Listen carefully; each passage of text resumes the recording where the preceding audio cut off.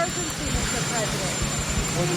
What's behind your decision to end the COVID emergency? Well, the emergency will end when the Supreme Court ends it.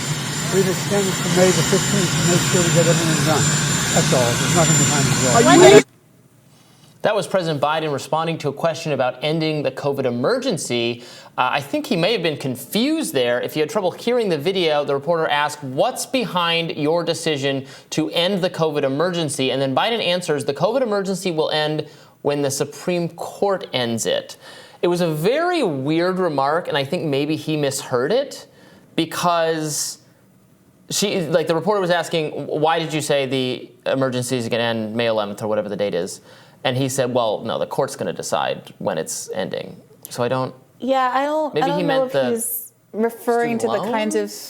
Title 42? The eviction moratorium, other things have been subject to the Supreme Court deciding whether or not it's warranted. I don't know if that was a senior moment or him just mishearing. I mean, it is also a very common Democratic pivot to basically put on the courts what you are not wanting to take on the political cost of doing yourself.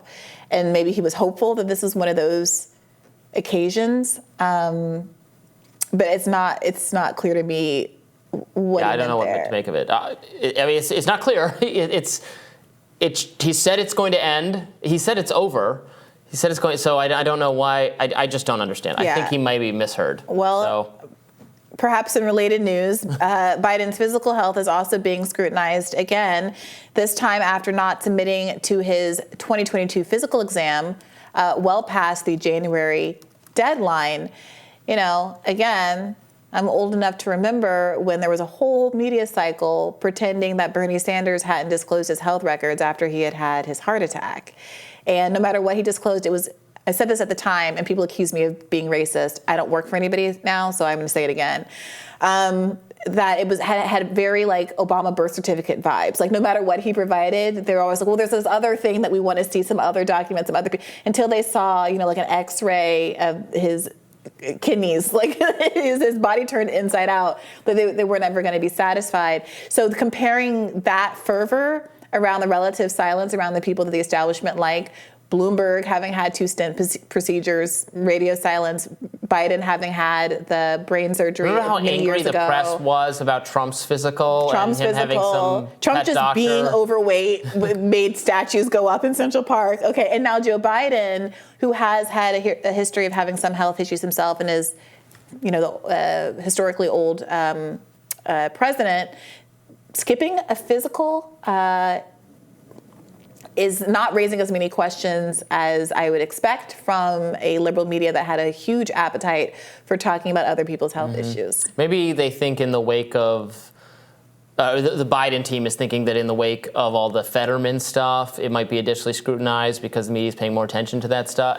The John Fetterman stuff being, I think, an example of the candidates' team being very evasive about letting us have access to records that probably people should have had. He ended up winning very narrowly. It did seem then in his debate performance that he was extremely compromised and more compromised than you would have known from not having seen the medical records. I mean, I thought that was not a particularly transparent moment for a Democratic candidate. I think doing the speech was an incredibly transparent moment. Doing the debate was incredibly transparent. And many people argued at the time that he should have done it and questioned the thinking there. Well, he should have done it for the sake of the public's awareness. I'm saying from the standpoint of his campaign people, he should not have done it. Yeah, I mean, it feels like if the trade-off is, maybe the trade-off was, do we release more medical information or do we let him just be seen by the public and they can judge themselves? Obviously, like I said at the time, I don't think debates factor in that much, and that turned out to be the case. I mean, there was such a substantive difference between candidates there, but I think that's really what this was about, not the individual per se. The Republicans, they squandered that one so utterly that I still can't believe they bungled that one. Well, look, the reality is, and this was sentiment that was very common in Pennsylvania, that a lot of people have relatives who have experienced strokes, and the kind of tone of some of the critique was seen as very insulting and diminishing of people's loved ones who had been in a similar situation. They had experience with what recovery was like and perhaps had more confidence in his ability to recover because of their proximity to it in their lives. And they saw it as part of a broader healthcare problem that was frankly kind of relatable. And that I mean, you seemed can to carry relate the day. to it without thinking it's appropriate Right, for someone going but there's through no that to be in the alternative. Senate. There was no alternative. Like the stroke happened, a week or whatever it was before the election date, the primary date.